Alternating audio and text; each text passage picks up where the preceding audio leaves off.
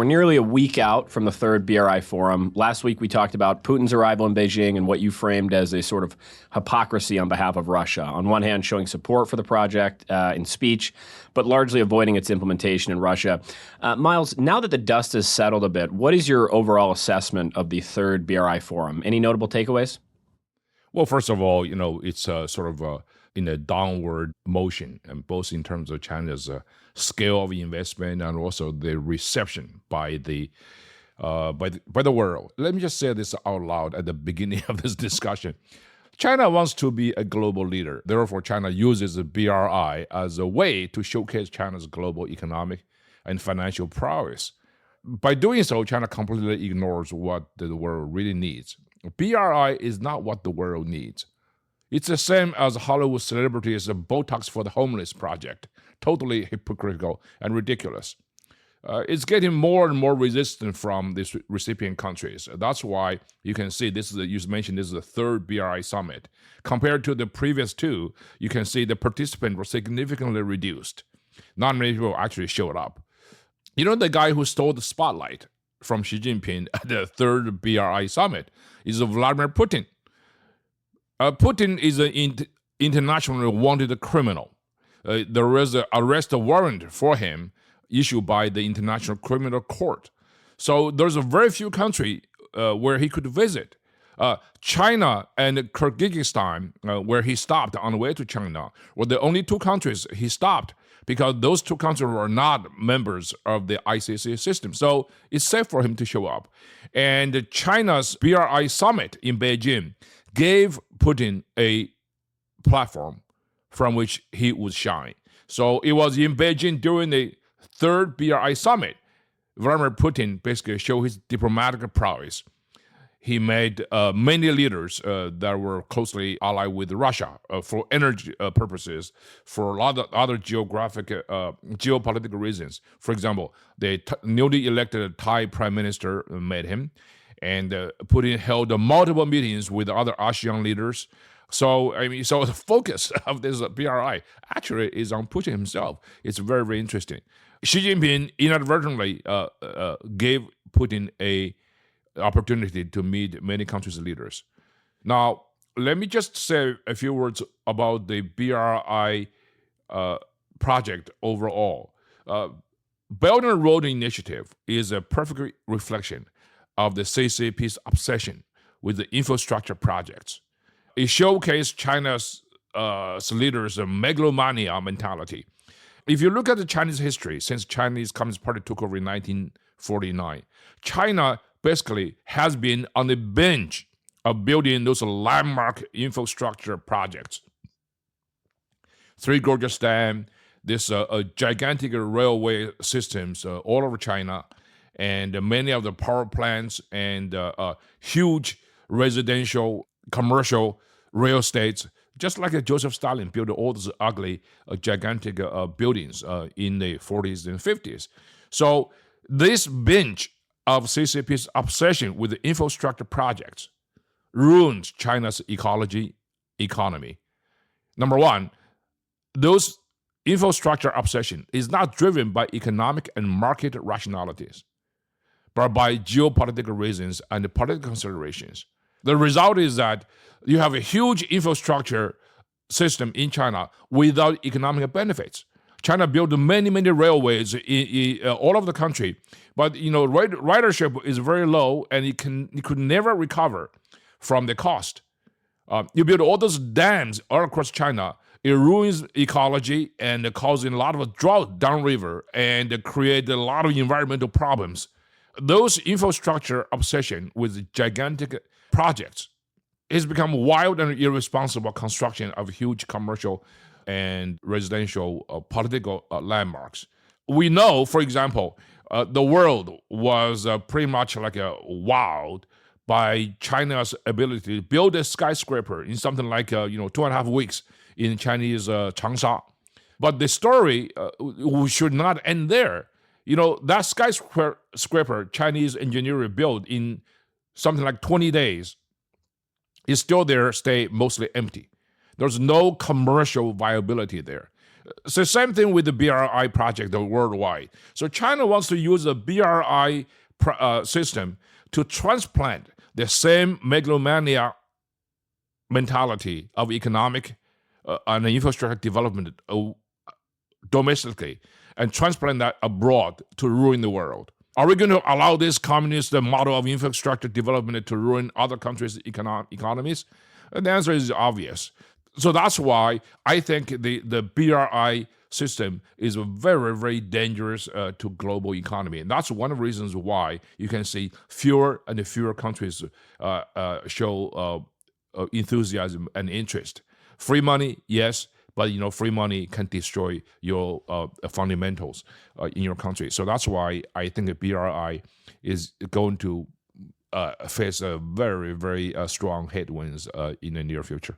Before we move on, so you noted, one element of controversy here was the decline in heads of states who attended. The last one in 2019 saw 37. This year, only 23.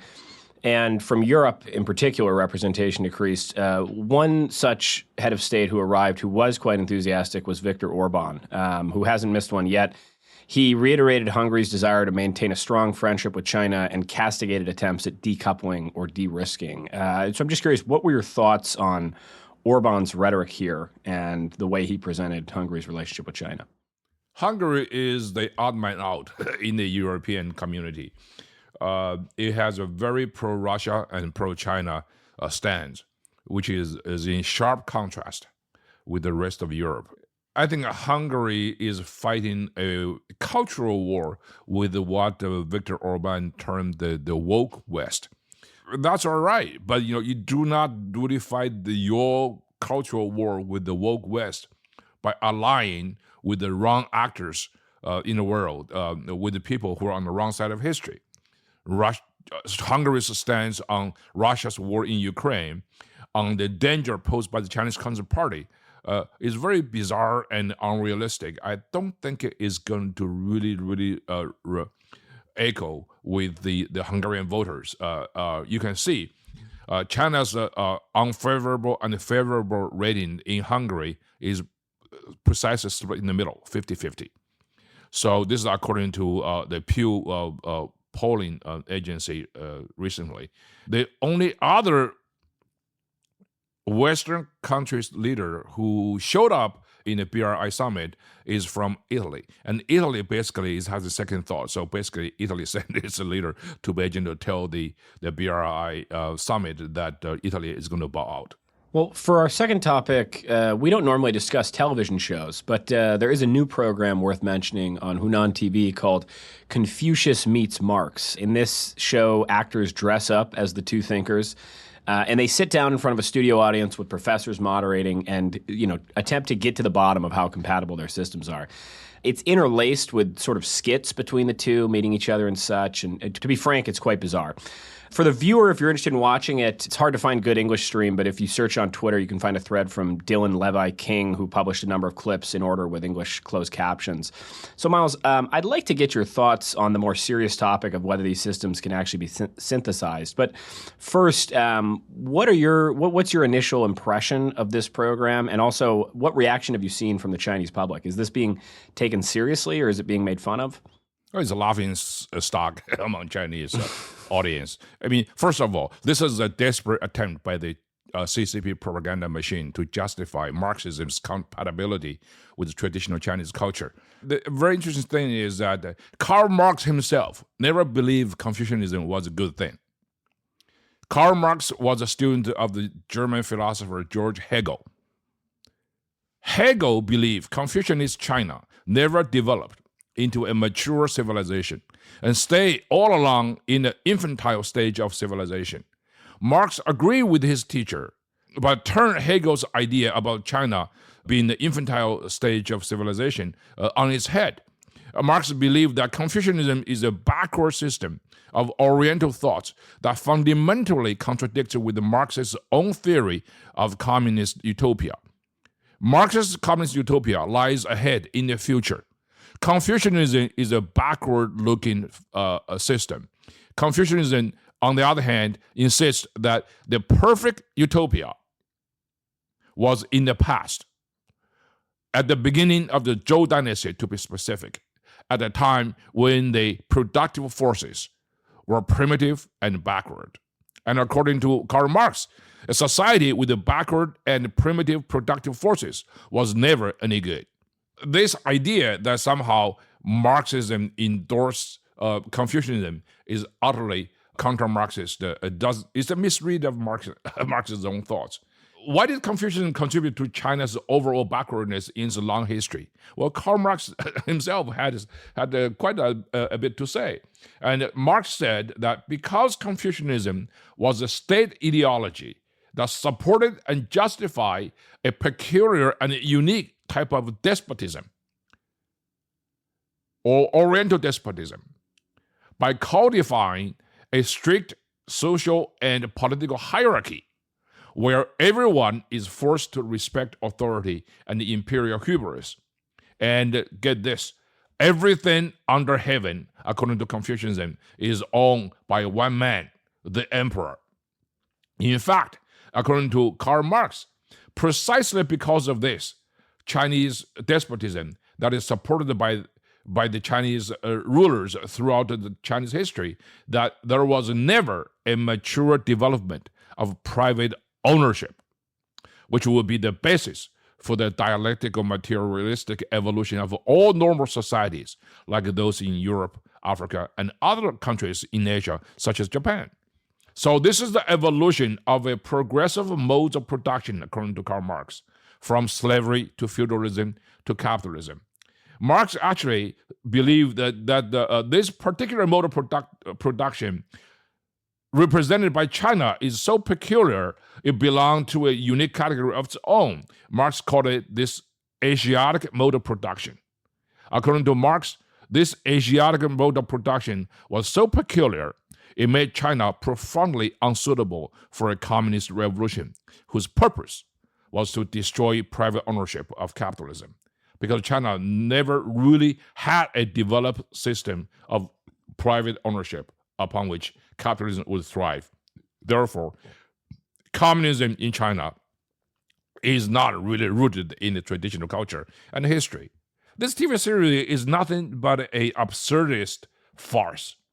Naturally, it has made national mockery, and people jeer it as laughable and stupid.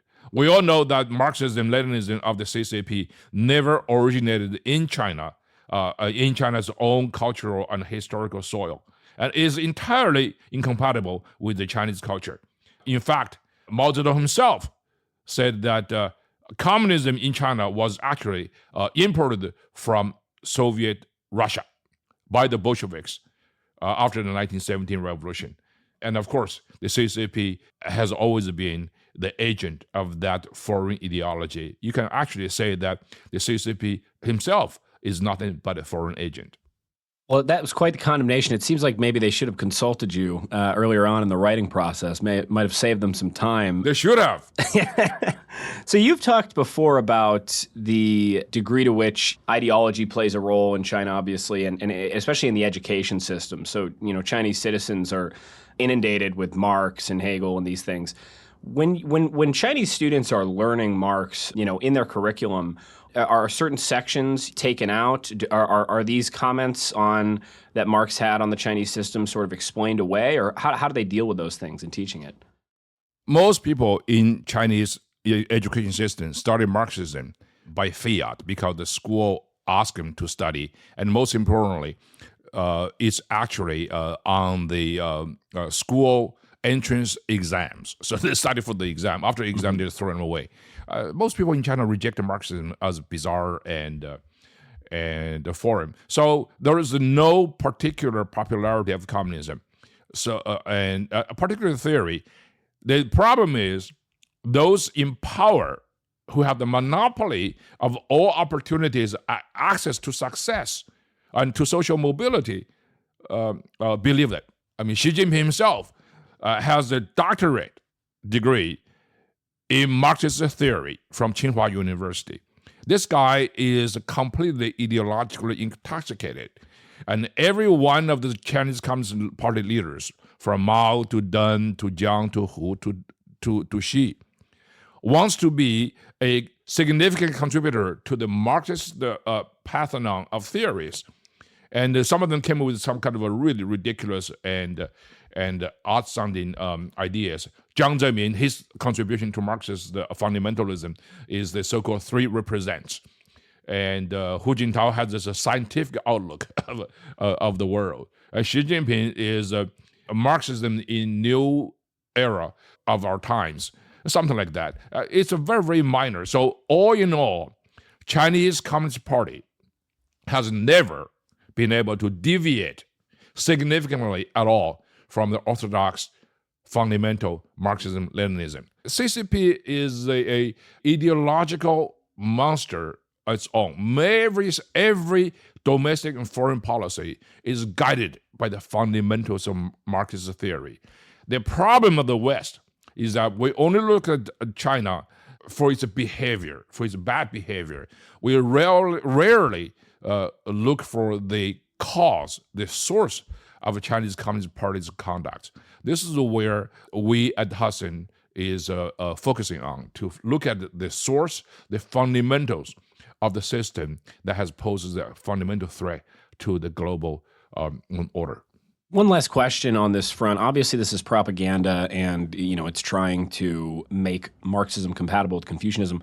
I guess on the other side of the coin, I'm curious, how popular is Confucianism with Chinese youth today, or even broadly throughout the population? Is it in need of any sort of a revival, or does it still largely permeate Chinese society? Confucianism is one of the several types of salad dressing in this big salad bowl of modern Chinese ethos.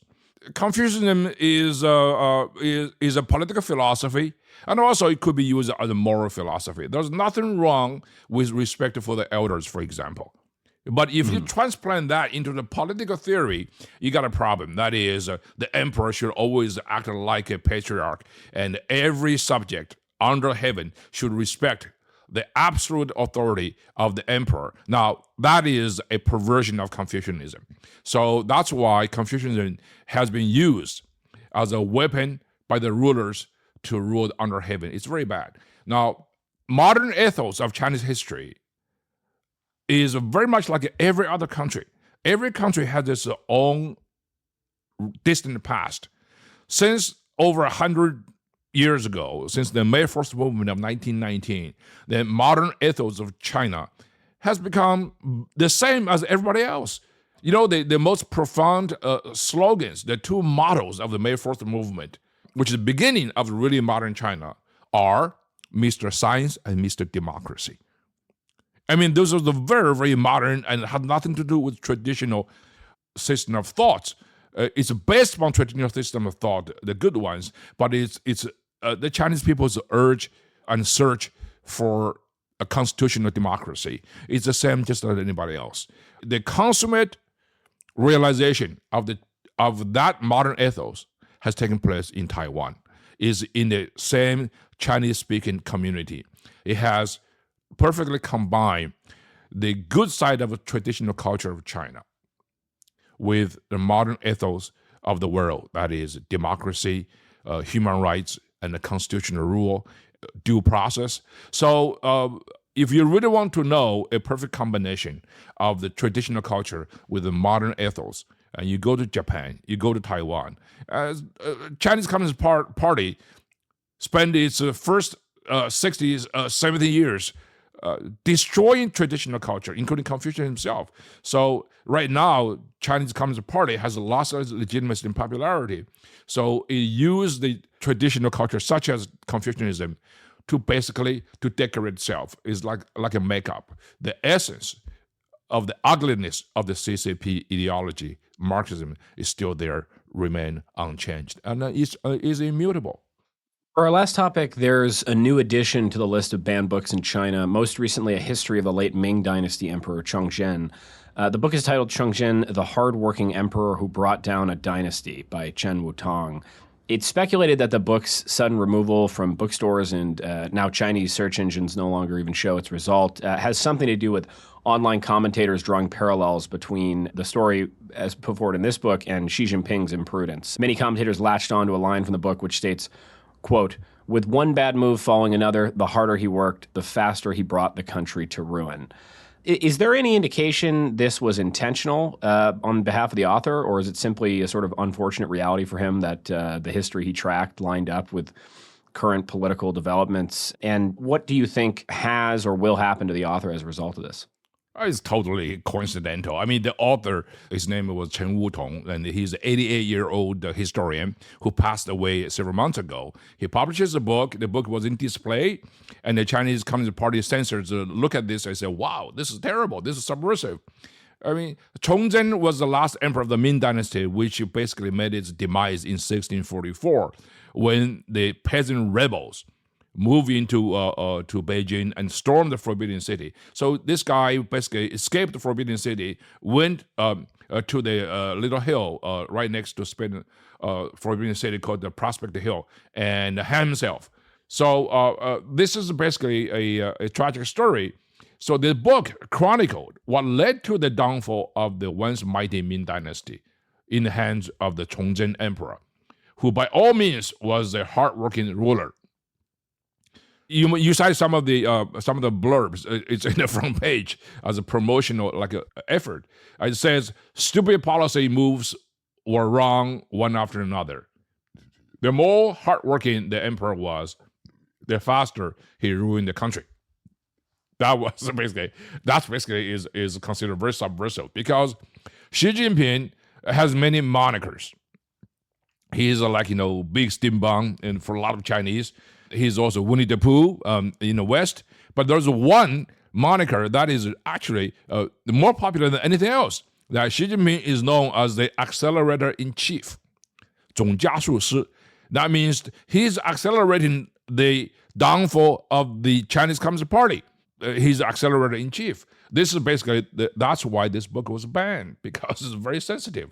To use the past to criticize the present is a grand tradition of Chinese intelligentsia. It shows that they use the history as oblique dissent against the regime. So similarly, because of that, this kind of an oblique dissent made the rulers very sensitive and paranoid. I mean, the author has died. I will never know whether he's intentional, his work is intentional or accidental. But whether real or imagined, it does have an effect. So that's why I think China is a country of not only bad rulers, but also is a country of absurdism. In the eyes of the Chinese populace, this book's theme actually would have major echoes because Xi Jinping's policies were widely viewed as wrong one after another, just like the Chongzhen Emperor. For example, his COVID-0 lockdowns, screw up a relationship with all the Western powers, had more neighboring nations up in arms against China than ever. Xi has caused China's current economic spiral. He was extremely wasteful in bribing other countries by billions of yuan through BRI. He's attempted to move the Chinese capital to a swamp hundreds of miles away in Hebei province. All these Xi's policies just echo the front page blurb of that book. That is, the more he works, the faster he ruins the country.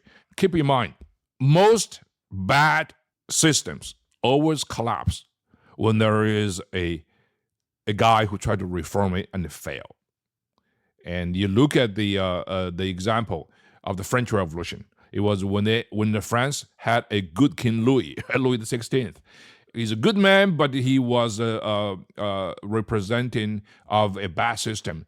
King George III, despite what said in the Declaration of Independence, he was one of the more benign kings, as recently discovered by the British historian Andrew Roberts. Nevertheless, what George III represented was a tyranny, was a monarchy, so it's not really. Xi Jinping didn't even have the virtue of the King George III and the King Louis XVI. He was a bad man from beginning, and his policy obviously is terrible. Therefore, people, always look at him as the accelerator in chief.